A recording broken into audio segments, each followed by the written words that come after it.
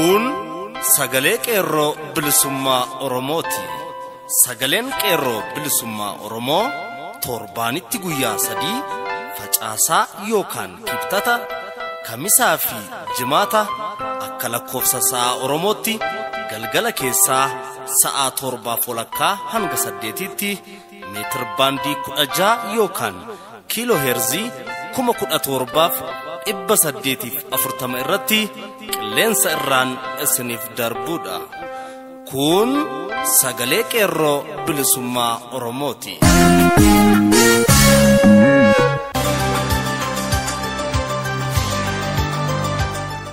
Fulbaana 30 bara 2016 harka fuunee akkam jirtu kabajamuuf jaallatamoo dhaggeeffattoota sagalee qeerroo bilisummaa Oromoo.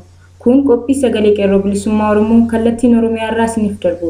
Akkuma barame duraan dursa oduu isin biraan geenya. Itti aansuun qophii addaa mata dureen isaa falfalli gowwaa hin dhokatu jedhu karaa jaalirbu sabaa isin biraan geenya. Wallee warraaqsaas qaama sagantaa keenyaati. Isin keessummeessuun kan isin waliin turu ani Urjii Bilisummaati. Amma hangafoota oduun isin dhageessisa. Godina Wallaggaa aanaa Anfilloo magaalaa Ashii keessatti fincilli xumura gabrummaa jabaatee itti fufee qeerroon bilisummaa naannichaas kana booda adda bilisummaa Oromootu nu bulcha jechuun dhaadachaa oolee.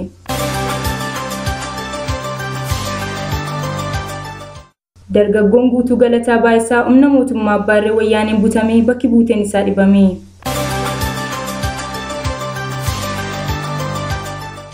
Godina Arsii aanaalee mara keessatti fincilli xumura gabrummaa haala waa ta'anii fi mootummaa gabroonfattuu naasuun dugda kutee itti fufuun akkasumas basaastonni naannichaa uummata fichisiisuu irratti bobba'an saaxilaman kan jedhanii fi kanneen biroonis ni jiru. Babal'ina oduuf jaallejiitu gadaa qabatteetti.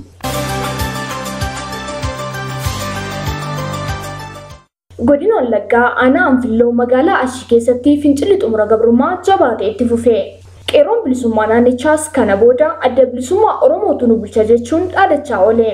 Hiriirri kun haalaan guddaa waan tureef loltoonni wayyaanee TPLF gara naannichaatti caalaatti humna dabalataa guuraa jiraachuu isaanii qeerroon bakkichaa sagalee qeerroo bilisummaa Oromoof hime. Bifuma wal fakkaatuun godina Qeellam Wallaggaa aanaa Anfilloo magaalaa Muggii keessatti waraanni wayyaanee magaalicha buufatee jiru halkan sanbata guddaa miseensa raayyaa ittisa biyya isaanii lammii Oromoo dhaloonni isaa godina Harargee kan ta'e maqaan Ziidaan kan jedhamu rasaasaan rukutanii ajjeesuun reeffa isaa gara naannoo Gaambeellaatti geessanii akka turan gabaasuun keenya ni yaadatama. Kanaan otoo jiru miseensota gidduutti gaaffii uumameen waltajjii gamaaggamaa gaafa guyyaa roobii jechuunis fulbaana 28 bara 2016 waaree booda godhataniin gaaffilee ciccimoon geggeessitoota isaanii muddee qabeera jedha gabaasaan keenya sagalee qeerroo bilisummaa Oromoo. Geggeessitoonni ofiin of ajjeese jechuuf yaalanis miseensi ni sobdu isintu ajjeese akkasitti namni tokko yoo akkam balleesseyyuu lubbuu ajjeesu maaltu fide akkamiin walamannee hojjenna sababa namni kun ajjeefameef ga'aatti nuuf hin ibsamu taanaan miseensi kun bor tarkaanfii dhuunfaa walirratti fudhata geggeessitoota keenya hin amannu jechuun gaaffii isaanii aariin dabaree kaasaa akka turan odeeffannoon miseensota keessa mootummaarraa arganne ni ifoomsa. Oduu biraan dargaggoon Galataa Baayisaa humna mootummaa Abbaarree Wayyaaneen butamee bakki buuteen isaa dhibame. Godina Wallagga Lixaa Gullisoo bakka jedhamutti dhalatee kan guddate hojiin idilee magaalaa Naqamtee keessaa kophee qulqulleessee jireenya isaa namni ittiin of jiraachisaa ture. Galataan kanaan dura kophee qulqulleessuun asoosama maqaan isaa Uddeellaa jedhamu barreessee nama uummata isaaf gumaache akka ta'e qeerroon bakkichaa sagalee qeerroo bilisummaa Oromoof himeera.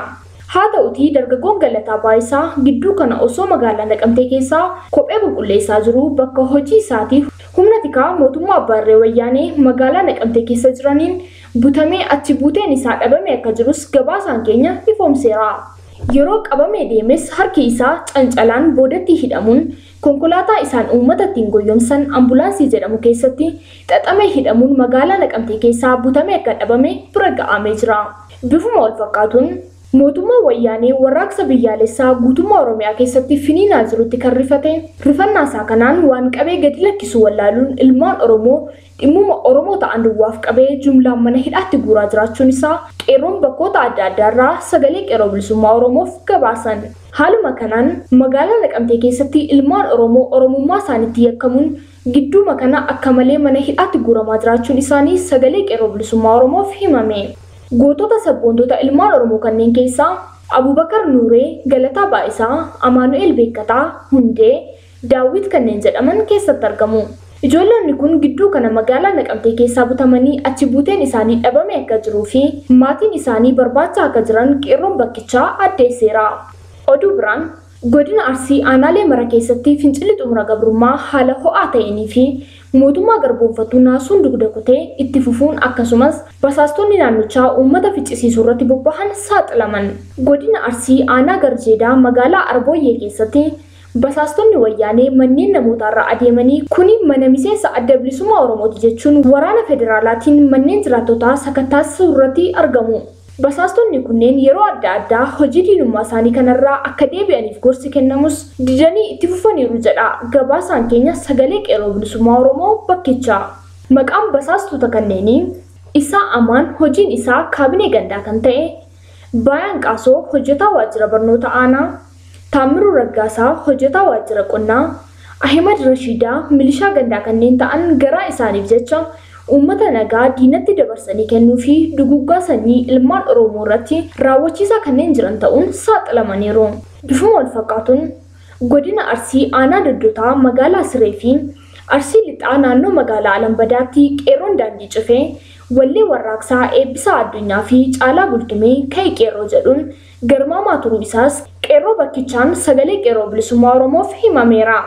Gama biroon godina Arsii Lixaa aanaa Shaalaa gandoota ollaa magaalaa Shaalaa keessatti koomaandoon wayyaanee uummata nagaa isin bineensa daggalatti gale isintu shiftaa bosonaa nurratti sooraa jira jechuun reebicha hamaa uummata nagaa irraan gahaa jiraachuunis himame. Uummanni magaalaa Shaalaa fi gandoota baadiyyaa jeequmsa hamaa keessa jiru. Lafaa ka'anii adda bilisummaa Oromoo hin deeggarinaa jechuun sodaa qabaniin uummata biyyattii ani mootummaadha kan ofiin jedhu wayyaanee shoror keessa akka jiru bira gahameera.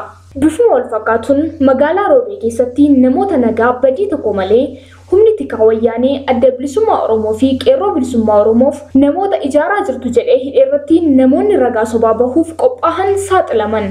Godina Arsii aanaa Leemmuuf Bilbiloo magaalaa Roobee keessatti namoota adda bilisummaa Oromoo fi qeerroodhaaf uummata ijaaraa jirtan jechuun hidhaman irratti ragaa warri ta'uuf qophaa'e maqaan isaanii Abdaa Gashuu, Baahiraddin Abdaa, Baatirii Bariisoo, Fayyisoo Boonsaa, Yaasin Usmaan, Galatoo Bariisoo, Adam Ullee, Tashee Qaasim, Abdurrahamaan Adam kanneen jedhaman ta'uu qeerroo naannichaan saaxilamaniiru. Dhumarratti godina Arsii aanaa Arsii Nagallee magaalota Alambadaa keessatti hiriira fulbaana 18 bara 2016 geggeeffame irratti kaabineen gandaa obbo Badhaasoo Tolaa jedhamu waraana humna bittinneessaa jedhamu waamee uummata reebsisuu isaa gabaasuun keenya ni yaadatama. Guyyaa har'aa miidhamtoonni yeroof maqaan isaanii nuun gahin magaalaa Arsii Nagalleetti yaalamaa jiru jedha gabaasaan keenya bakkichaa. Akkuma yaadatamu guyyaa kaleessaa namni garaa isaa buluun beekamu obbo Badhaasoo Tolasaa jedhamu kaabinee gandaa kan ta'e dhaadannoolee qeerroon maxxanse irra adeemee tarsaasaa oole. Sana boodas jedha gabaasaan keenya. Qeerroon naannichaa hiriira godhe. Guyyaa har'aas ganamarraa kaasee waraana of jalaan deemee barruulee dhaadannoo bakkoota itti maxxananii tarsaasuu irratti bobba'ee akka oole ifoomseera. Oduun keenya sagalee qeerroo bilisummaa Oromoo guyyaa har'aaf jenne kanuma qophiilee keenyaaf waliin turtii gaarii.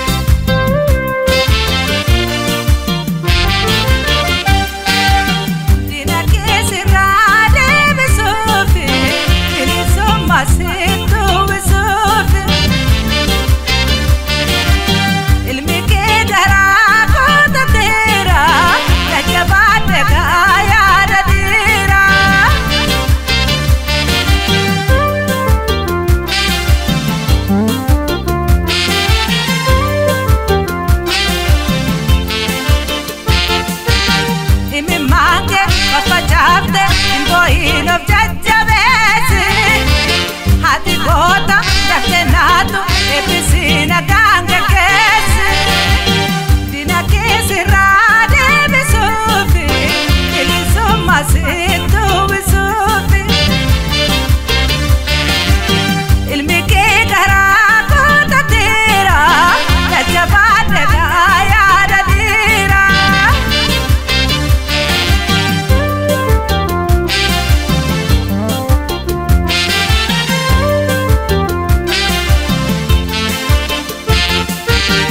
falfalli gowwaa hin dhokatu. Akkuma mammaaksa Oromoo tan hodhaniin dhageette mutaa gurundoon geette jedhu namoonni barannee ni beekna jedhan yeroo badii namoonni hin baratiinuu hin hojjenne hojjetanii mul'atu. Namoonni baratan silaa waan hamaa diiganii waan gaarii ijaaruu malan. Mootummoonni Habashaa ogummaan ala Oromoo horachiise inni guddaan akkaataatti wal diigan qofa akka ta'e beekamaadha. Of ijaaruun akka yakka dhiifama hin qabneetti ta'uu akka gaariitti gadi qabee barsiifatee jira. Kun amaloota namoota mootummoota Habashaa waliin hojjetaa turanii fi jiran irraa dirree irratti bahee mul'ata. Badinsa mootummaa badinsa ofii waliin wal qabsiisanii ilaalu.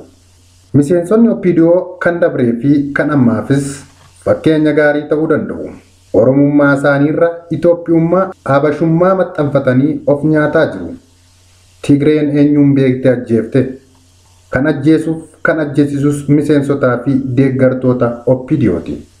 Kan wayyaaneef siree sibiilaa ta'ee uummata keenya ficcisiisaa turee fi jiru harki irra caalu dhalattootuma Oromooti yoo jedhame dhara hin fakkaatu. Akkuma of ilaalanitti waan barsiifamaniif waanuma baratan hojjetaa jiru. Kana waan ta'eef dhugaa qabu.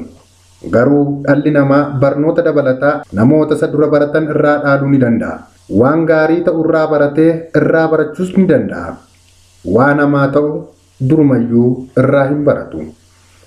Haala kana mijeessuu keessatti gabrummaa jala bara dheeraaf jiraachuun qooda guddaa gumaache. Kanneen kan dabre irraa hin barannee fi barnoonni gabroonfataan qaama isaa waan ta'eef bilisummaa fi walabummaa akka gabrummaatti hubatu. Gabrummaa akka kennaa waaqattis fudhatu. Waan isaan irraa hir'ate sammuu ittiin argan hin qaban. Jaamaa, duudaa fi naafa ta'anii jiraatu. Waa'ee mirga dhala namaa gurraanuu dhaga'uu hin fedhani. Mi'a hawaasaas hin beekani. Qaama qalbii guutuun hadoodaan waan ta'eef miira itti dhagahama qabu hin qabani. Namoonni hagoon hiree adda addaa argatanii hawaasa addunyaa bira waliin arguu danda'an garuu waan hedduu arguu fi dhaga'uudhaan ilaalchaa fi yaadaanis jijjiiramuu danda'u. Amala bakka itti dhalatan irraa dhaalan san guutummaa guutuutti dhiisuun garuu hin danda'ani.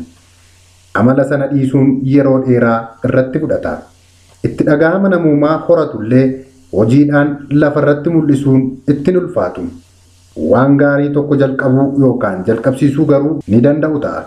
Bakkaan ga'uu irratti garuu hedduu isaan dhiba. Kanas waanan jedheef hin qaba. Abbaan dhimmi isaa laalu ni beeka jedheen abdadha. Uummata qal'oo gabrummaa ho'ifatee rafee dammaqsanii of barsiisuun hojii hundarra ulfaata. Kanneen akkanaa of waliin jiraachuurra alagaa waliin jiraachuutu itti tola. Nama waasa godhe akka nama waa isaaf godhetti kabaja. Hidhamuu fi adabamuu akka barnoota guddina tokkootti ilaala. Dabarratti raawwatames hin argu. Kan ajjeefame badii isaatiin akka ajjeefametti amana.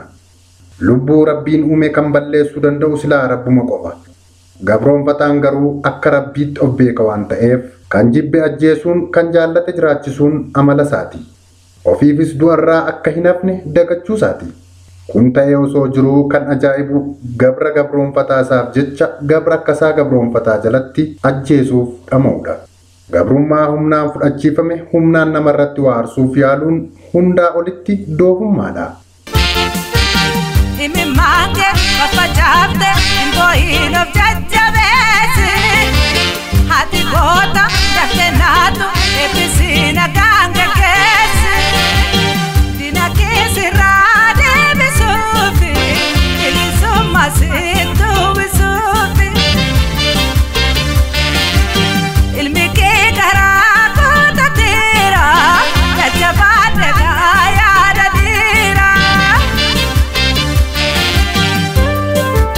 Itoophiyummaa Oromoon humnaan fudhachiifame.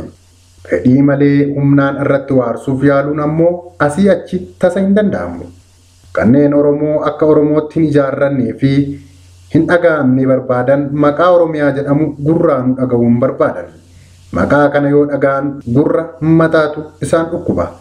Dhala Oromoo akka dhala bineensaatti ilaalani. Bineensi biyya hin qabu. Kan biyya hin qabne ammoo kan fedhe hunda sodaachisuu, tumuu, saamuu, hidhuu fi ari'uu akkasumas ajjeesuuf mirgattii qaba. Oromoon uummata gadadoo hammanaa ulfaatu keessa jaarraa tokkoof ol turee fi ammallee kan jirudha. Dhalli Oromoo kan jaarraa 21ffaa kana keessaa hin bayyanatiin immoo maal jedhama? Gowwummaa moo doofummaadha? Dabummaa jennu yookaan wallaalummaa ni ta'a laata? Maraattummaa moo gootummaadha? Moo maal jedhama? Deebii gaaffii kanaaf namuu garee ofii keessa jiru keessatti of ilaalee deebii ofii kennuu danda'a. Waanyummaa, tuffii, of tuulummaa, jibba, ooda, hamaa, abaarsa, hinaaffaa, qorqoddummaa, dondhummaa, hafuurtummaa yookaan bololtummaa, falfalummaa, afoolummaa Oromoon hin qabu. Amaloota gabroonfattoota irraa dhaalameen warri of dhiibuu har'allee of dhiibaatuma jira. Oromoon fayyalummaa jaalala, kabajaa yookaan ulfina, arjummaa, iftummaa, eebbifamaa fi haxxooma waliif qaba. Dhala namaa kamiifuu akkanuma. Yaada asii olitti tarreeffame kana sababan tarreessee fi nan qaba. Oromoo irratti duulu argaa fi dhagahaa jirra. Falfalli gowwaa hin dhokatu. Kan na jechisiisas kanuma. Oromoon hooda aadaa fi sirna waldhabbii dhalatu ittiin fixatu ni qaba. Warri aadaa fi safuu kana hin beekne wallaalummaa qaban waan ta'eef isaaniin hin ilaallatu. Barsiifamuu qajeelfamuus ni qabu. Ana kan na ajaa'ibe inni guddaan dhimma namoota baranne ofiin jedhaniiti. Haa ta'u malee biyyoota alaarraa arrabaan hidhatanii obboleeyyan isaanii kan qabsoorra jiran hennaa tuttuqan dhaga'uun nama hin qaanfachiisu. Kunneen yoo gowwummaa qabaatan falfalli isaanii dirree bahee mul'atee jira waan ta'eef gowwummaa isaanii isaan beeksisu. Qaroomina yoo qabaatan ammoo arraba isaanii afaan keessatti akka ol dachaafatan gorsuun barbaachisaadha. Kanaa ala yoo ta'an ammoo Oromummaan isaaniitu gaaffii keessa waan jiruuf qormaatatti aanutti tarkaanfachuuf uummanni akka hulaa argatu saaquufiin barbaachisaadha. Oromoo ta'ee abbumti fedhe qabsoo haa hoogganu. Kan hafe Oromootu jabeeffata. Kan dhabe Oromootu barbaaddata. Kan jabaatennuu jabaatee daran jabeeffata. Bakka horiin hin oolle kaboota barbaaduun hin barbaachisu. Akkuma jedhan san bakka qabsoon jirtu dhiisanii bakka qabsoon hin jirre jala gurra qabachuun hin feesisu. Ololli yeroo ammaa deemaa jiru lubbuu ilmaan Oromoo maqaa qabsoon kanaan dhabamee fi ammas dhabamaa jiru xureessuun balleessuuf kan karoorfame fakkaata. Hoogganni laafe diinni seene basaasni uummata keenya miidhe qabsoon bacancarte jechuun olola saba abdii kutachiisuu hurgufuun furmaata hin ta'u. Kan wareegame saba isaatiif wareegame goota sabaatis seenaan isa yaadata. Isaantu har'a bakka dhugaa jira. Namoota har'a lubbuun jiran kan olola diiggaa oofan kanarra isaantu caala. Isaantus onnee Oromoo keessatti bakka olaanaa qubatee jira. Karaa isaan irra osoo deemanii galii deemanii fanqatanii jidduutti irraa hafan sana jalaa kaanee galii isaan hanqatan sana kaayyoo isaan irraa dhabaman galii isaanii gochuun dirqama lammummaa keenyaati. Kan diina waliin saba isaa miidhu basaasaa ta'ee saba isaa diinaan miisisu waraana ta'ee dhiiga saba isaa rasaasaan gadi naqu poolisa ta'ee dhalasaaf mana hidhaatti hiraarsu abbaa seeraa ta'ee dhalasaa umurii dheeraa yookaan du'a itti murteessu cuftuu gaafatama seenaa jalaa miliquu hin danda'ani. Maqaa baduu mannaa mataa baduu wayyaa wanti Oromoon jedhuuf waan akkana fakkaatudha. Jaallannus jibbanus qabsoon qeerroo bilisummaa Oromoo fi adda bilisummaan Oromoo bakka geessi waan ta'eef olola bittinsaa oofan dhiisanii sarara qabsoo saba isaanii irratti akka of deebisan waamicha Oromummaa ni dhiyeessina. Isaan eenyu fa'ii gaaffiin jedhu tarii ka'uu ni mala. Deebiin gabaabaadha. Abbootuma dhimmi kun isaan ilaallatu bakka eenyummaa ofii beekan akkanattuu beekaa wallaalaa gorsi hin danda'u yoo taate malee gaaffii kanaaf deebii barbaaduun dhimma namoota biraa ilaallatu miti. Akkuma manguddoon Oromoo tokko nama wayii barbaadanii dhaban jennaan dhaqanii mala gaafannaan jiraatu gaduubaa du'us gaddaanuun bahanii hin barbaadinaa dhiisaa jedhe sani olola hiddan qabneen warraaqxota saba doomsu hin barbaachisu waan ta'eef ololli diigaan kun dhaabbachuu qaba. Nama du'e faarsuun nama jiru tuffachuudha. Akkuma jedhame hoogganaa dhaabaa abaaruun yookaan balaaleffachuun hanguma inni lubbuun jiruuf malee osoo lubbuun jiraachuu baatanii Isaanis silaa akkuma gootota Oromoo waltajjii Oromoo mararratti faarfamanii sanatti faarfamu ture. Warri amma faarfaman kunniinis silaa har'a lubbuun jiraatanii tarii akkuma warra har'a lubbuun jiran abaaramaa jiranii kanatti abaaramuu ni ta'a. Warri siyaasaan mucucaatanii qabsoo sabaas mucuceessuuf dhoqqee tortoraa dura gad naqaa jiran kan isaan miidhaa jiran namoota dhuunfaa osoo hin taane saba isaanii ta'uu waan hubatanii hin fakkaatan.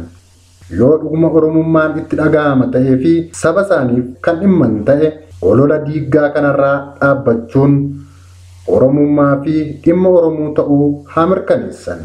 Oromoo afaanii yoo ta'an ammoo bobaa diinaa kan diiggaa eegalan kana itti fufuun of mul'isu. Yaada kiyya isa hundee waan akkanaa barreessuuf na kakaase xumuruuf ammoo ani akka nama tokkootti hawwii fi fedhiin kiyya Oromiyaan walaboomuu, Oromoon bilisoomuu, kanaa booda alagaan bulfamuurra wallaalaan Oromoo yoo nu bulcheen filadha. Gabaabaatti kana booda alagaan bulfamuurra dhagaan Oromiyaa yoo nu bulcheen filadha. Kanaaf tuffii namni nuuf qabu waliif qabaachuu haa dhiifnu. Badiin qabsoo keenya naaffisuuf godhamu kun itti fufataanaan fira osoo hin taane diina ta'uu mirkaneeffachuun Oromoo hin dhibu. Firummaa fi diinummaan olola diiggaa irratti cichuu fi dhiisuun adda baha. Falfalli gowwaan dhokatu jechuun namoonni olola qabsoo sabaa irratti oofan diinummaa fi firummaan isaanii sochii diiggaa eegalan itti fufuurraa akka dhaabbatan adda bahuu jechuudha. Addi bilisummaa Oromoo yookaan ABO'n abbaan biyyaa Oromoodha. Kaayyoo jedhu irratti utubamee warri hin beeknes beekuu qabu. Tokkoomnee humnoomnee jabaannee wal haa jabeessinu. Ilillii har'aa firii boruu bira haa dhaabbannu. Tokkummaan humna, ijaaramuunis jabina. Kaayyoo kanaan wal qabamnee bakka jirru maratti waliin haa sochoonu. Dhaggeeffataa keenya barruu kana barreessee nuuf ergeen sagaleen qeerroo bilisummaa Oromoo hirmaannaan kee itti haa fufu. Qalamni kee hin gu'inii siin jenna. Horaa bulaa.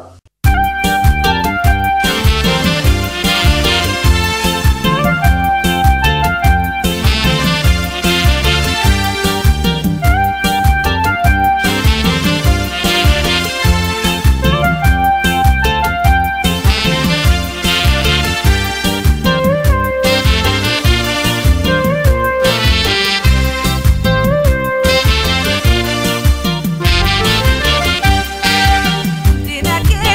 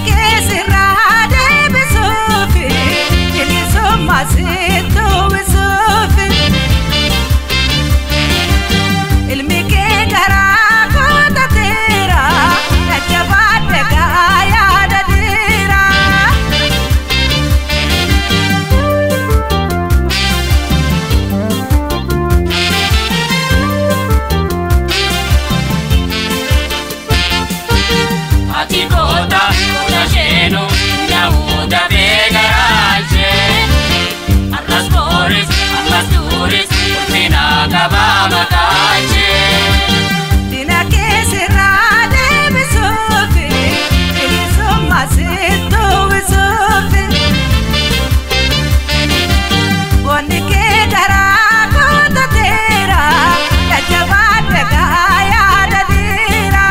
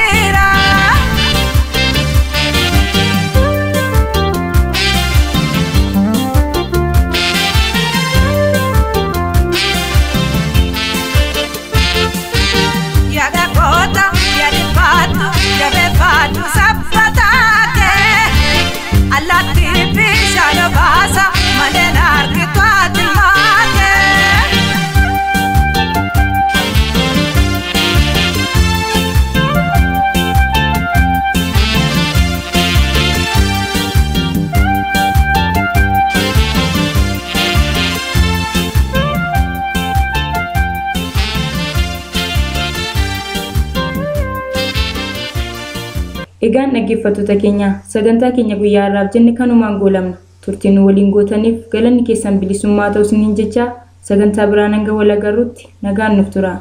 Injifannoo uummata Oromoof gadaan gadaa bilisummaati.